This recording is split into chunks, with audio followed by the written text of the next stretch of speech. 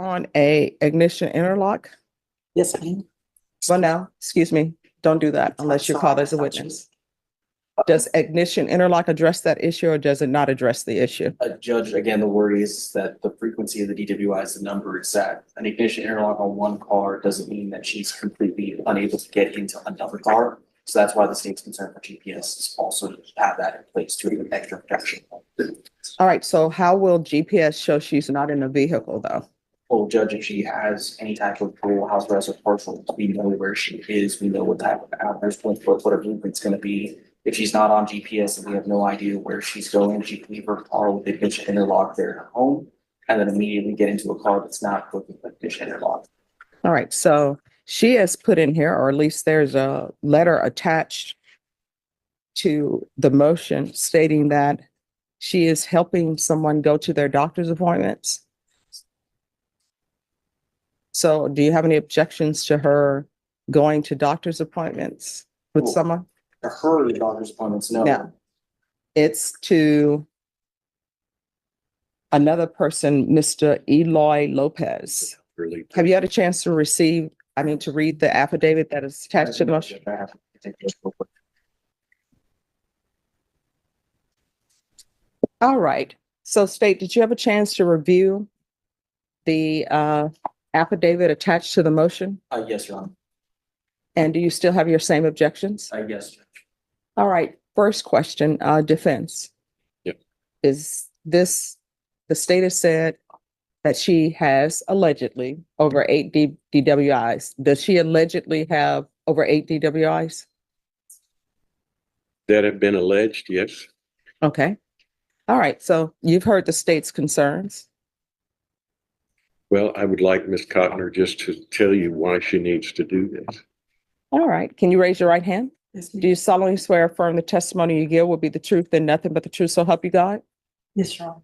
All right. You can lower your hand, state your name for the record. Kelly Cotner. All right. You may ask your questions. Okay, Ms. Cotner, just explain to the judge why you need to get that off of you to help this gentleman. Why? I am currently the caretaker for an elder gentleman by the name of Eloy Lopez Senior.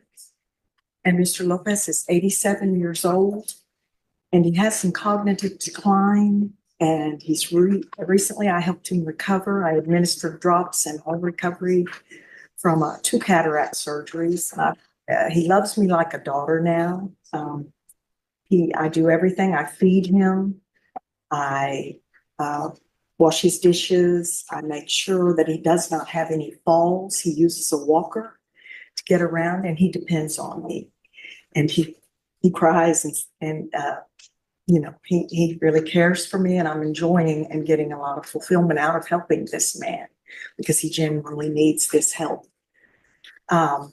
He's hard of hearing and when he goes to doctors or stores, I'm very gentle and kind with him and he's not afraid to speak with me and I can understand what he's trying to say rather than a stranger who might not be familiar with him might yell at him and try to understand what he's trying to say.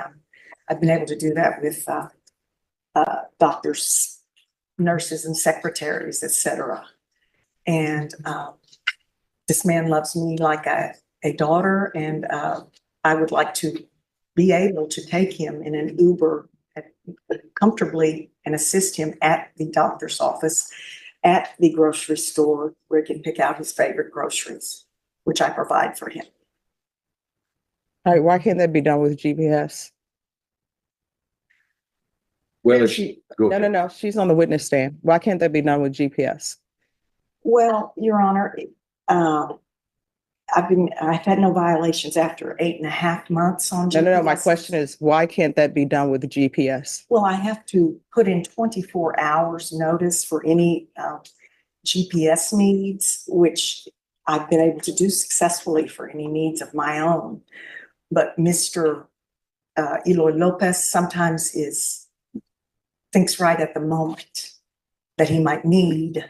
All right, State, with regards to her testimony, do you have any questions? How long have you been employed by Mr. Lopez? Since